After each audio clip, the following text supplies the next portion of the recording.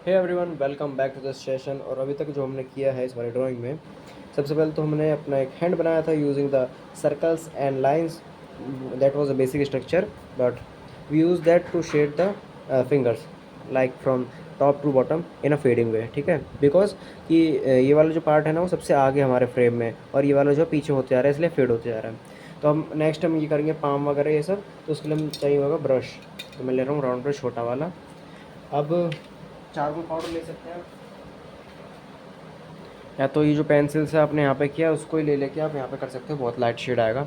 मैं charcoal powder ले रहा हूँ और थोड़ा बहुत पिगमेंट लेके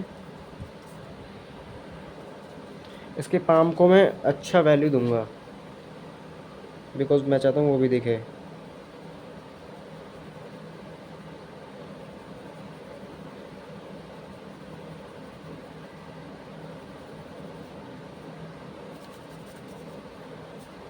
ठीक है,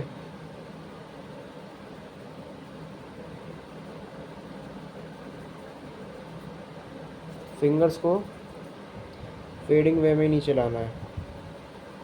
मैं अच्छे से ब्लेंड नहीं कर रहा हूँ फिंगर्स को, बिकॉज मेरे को टेक्सचर चाहिए।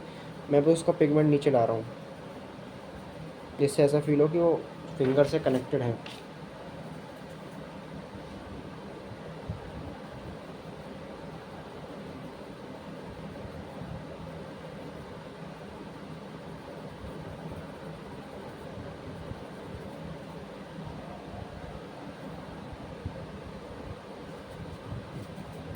अब ये जो उसका थंब वाला एरिया है यहाँ पे भी मैं कर देता हूँ।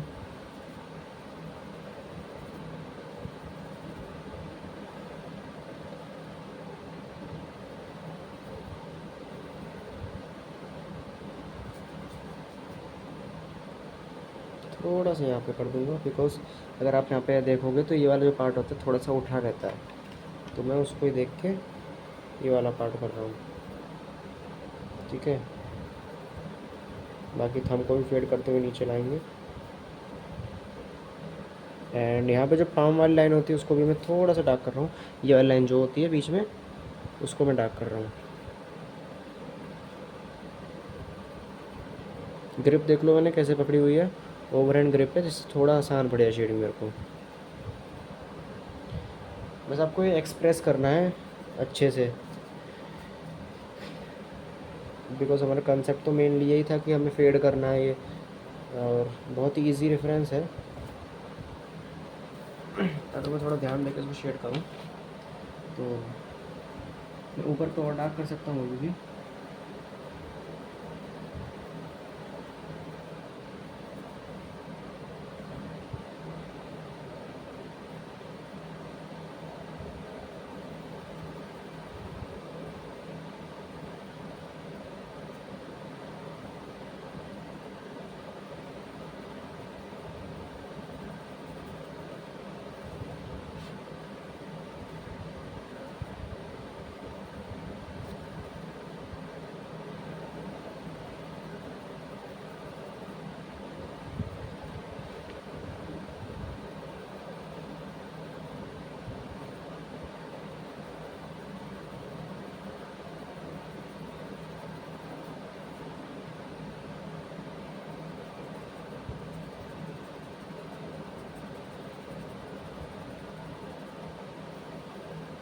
बीच वाली फिगर में थोड़ा ज़्यादा दे रहा हूँ, बिकॉज सबसे बड़ी रहती है और आगे भी रहती है, इसलिए इसका ट्रांजिशन भी फिर मैं अच्छे से ही दूँगा।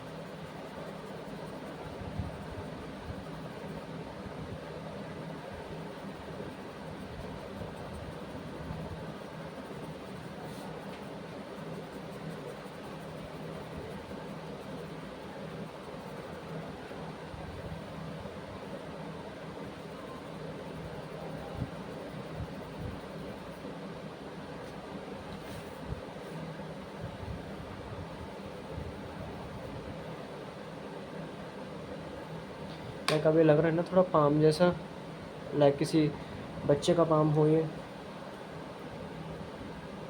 इसमें हाइलाइट्स भी देंगे हम, बट उससे पहले अच्छे से हम शेप वगैरह बना लेते हैं इसकी।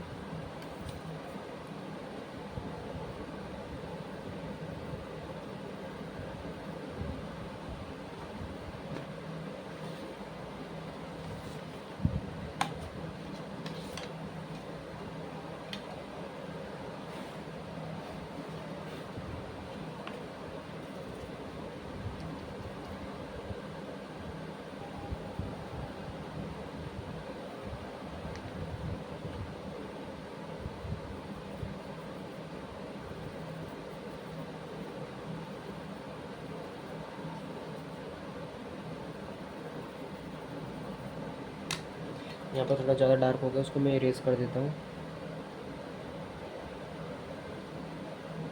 नीडेबल इरेजर से भी कर सकते हो।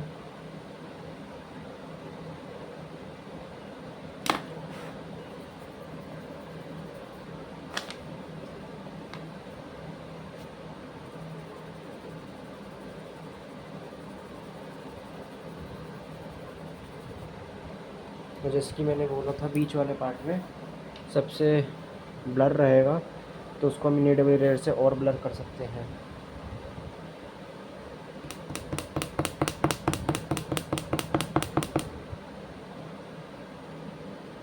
Okay,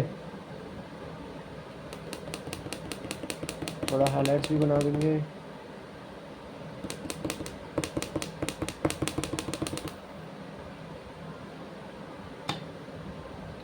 now it's looking good. और अगर करना चाहो तो यहाँ पे भी पतला पतला सा, मतलब बहुत पतला सा एक ब्रिज टाइप का बना सकते हो, जो कि हमारा ये चीज़ लगेगी हैंड की रिस्ट। बहुत ही ज़्यादा हल्का, बिकॉज वो और पीछे चला गया ना।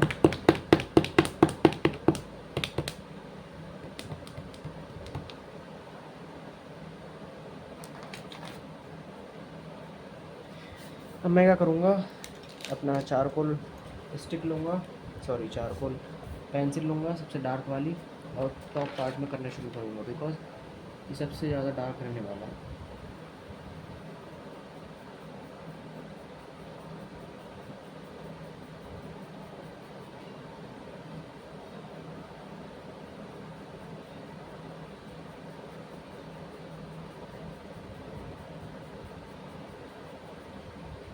बस इसको थोड़ा सा पोर्शन में करूँगा, बिकॉज जितना पास होगा ऑब्जेक्ट उतना शार्प, एंड जितना दूर हो जाएगा उतना ब्लर। एंड ब्लर वाला और टेक्सचर तो डायरेक्ट पेंसिल दे ही रही है न्यूट्रल वाली, तो हमें कोई टेक्सचर डालने की ज़रूरत भी नहीं है।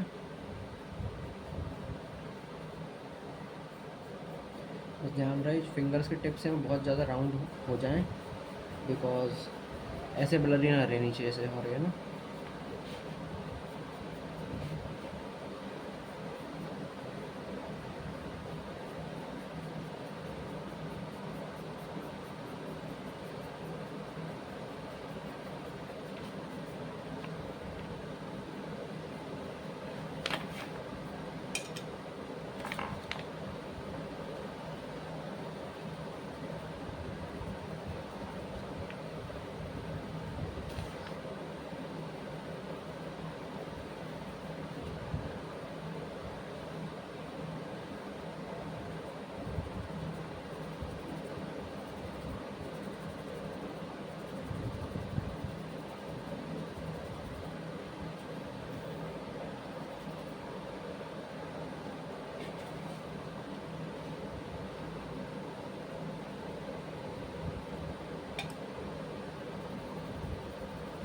मैंने यहाँ पर थोड़ा सा एक्सटेंड कर दिया, बिकॉज अंगूठा जो है बिल्कुल हमारे रिस्ट तक जाता है, इसलिए मैंने इसको थोड़ा सा एक्सटेंड किया है। And now this is almost complete. अब हाईलाइट्स देने की बारी है। लाइक यू कैन सी हमारा बहुत जल्दी कंप्लीट हो चुका है, बिकॉज इसमें कुछ था ही नहीं करने को। अगर हम हाईलाइट्स की बात करें तो हम इसके टिप्स पे हाईलाइट देंगे, ठीक है। सबसे पहले तो अपनी इरेजर को कट कर लेते हैं, या फिर आप मोनो इरेजर ले लो, मैं मैकेनिकल इरेजर ले रहा हूँ,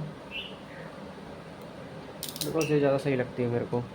और अगर आपके पास इलेक्ट्रिक इरेजर हो तो और भी सही है, उससे बहुत प्रिसाइज कर सकते हो, ठीक है। अब हम हाईलाइट्स बनाएंगे इनके टिप्स पे। लाइक मैं इससे शुरुआत कर रहा हूँ।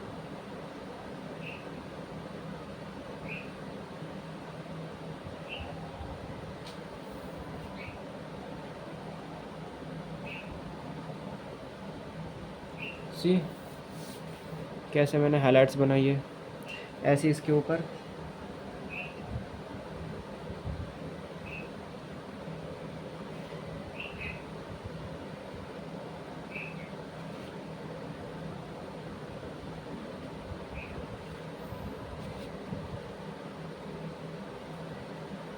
ठीक है, इसकी हाईलाइट हो गई।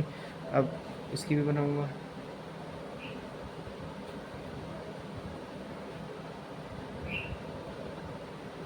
बिकॉज ये पूरा ब्लैक हो चुका है अच्छे से, तो हाईलाइट्स बनाना भी मुश्किल है। तो इलेक्ट्रिकल इरेज़र हो तो बहुत बढ़िया है। ठीक है, अब इसमें बनाऊँगा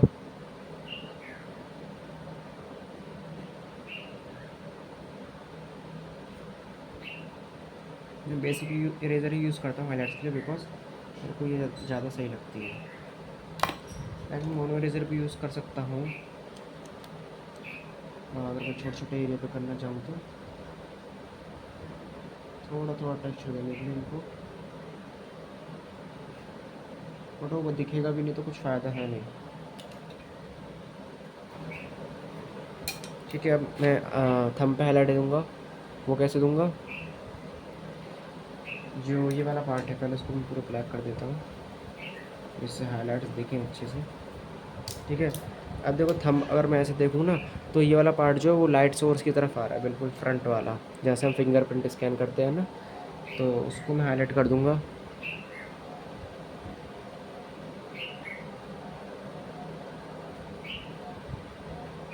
ठीक है, तो थोड़ा ब्लेंड कर दूँगा बिकॉज हमें पूरा वाइट हाईलाइट नहीं चाहिए।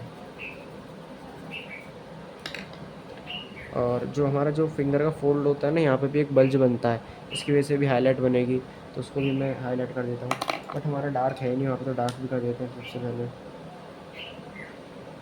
जिससे कुछ दिखे तो सो सही कम से कम। अगर कुछ दिखेगा ही नहीं तो हाईलाइट कैसे बनेगी। ठीक है, ये कर दिया मैंने। अब मैं इसको हाईलाइटेड कर देता हूँ, जो बल्ज था इसका। ठीक है, अब इसको हाईलाइट कर दिया, ये ट्रांजिशन हो गया इसका। ब्लेंड कर देता हूँ यहाँ से।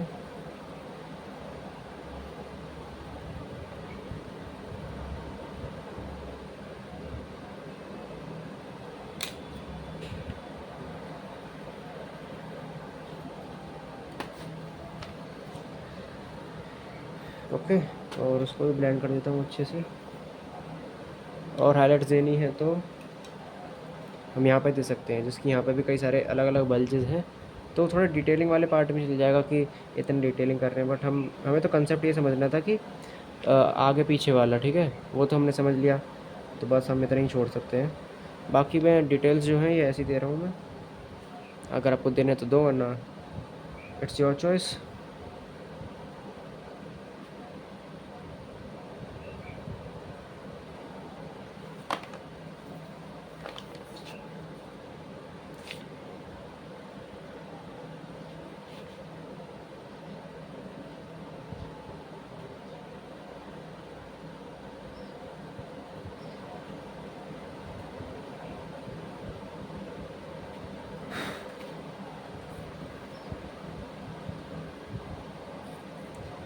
ठीक है, और अगर अच्छे से हाईलाइट देने हैं तो वाइट पेन भी यूज़ कर सकते हैं।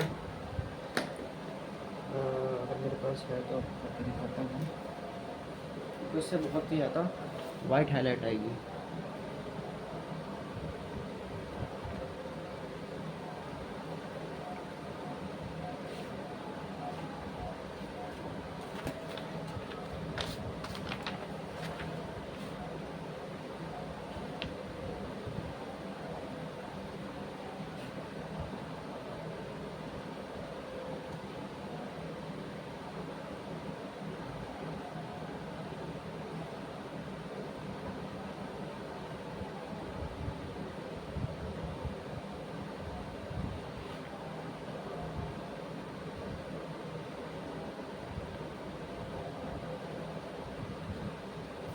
से कैसे मैंने हाईलाइट्स दिए, दिख भी नहीं रही है पर कोई बात नहीं, दैट्स इनफ आई गैस।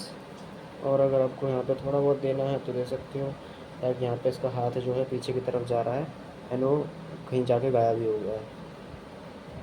तो that's how it is done. और इसका पीछे का बैकग्राउंड भी थोड़ा सा आप ग्रे इफेक्ट दे सकते हो, बिकॉज ये पूरा वाइट है तो क्रीपी नहीं लगेगा। थोड़ा प्रेशर दे के करोगे तो टेक्सचर बन जाएगा, एंड वो टेक्सचर मुझे पसंद है, इसलिए मैं कर रहा हूँ।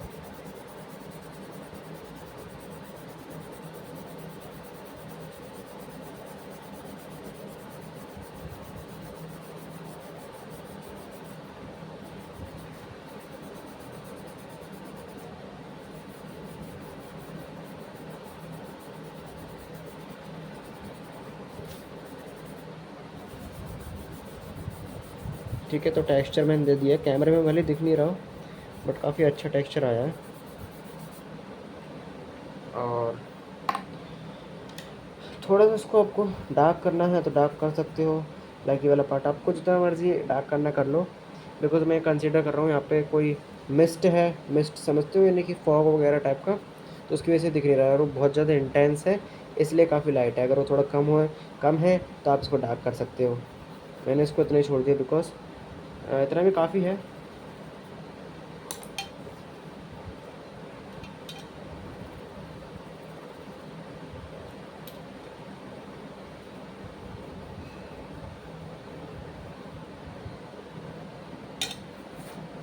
Now it looks pretty good and creepy. थोड़ा सा यहाँ पे मेरे को लाइंस दिख रही हैं तो उसको मैं ब्लेंड करने की कोशिश करूँगा।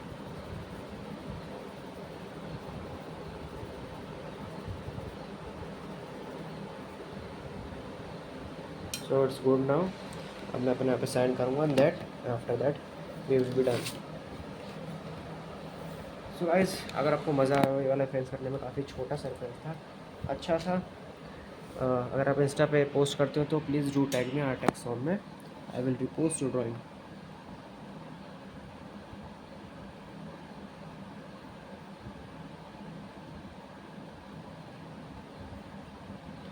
आर्टेक्स होम में, and today is the date 21st July, so 21/7। So with that we are done and I will spray this and make this permanent।